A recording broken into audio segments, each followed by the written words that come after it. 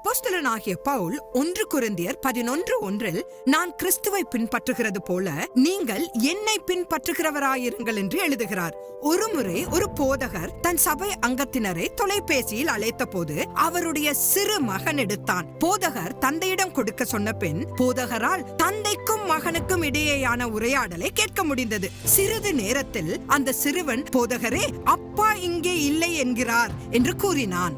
நாம் நம்முடைய பிள்ளைகளிடமும் சபை மக்களிடமும் உண்மையாக இருக்க சொல்கிறோம். நாம் அவர்களுக்கு கொடுக்கக்கூடிய சிறந்த பரிசு நம்முடைய நல்ல உதாரணம் தான்.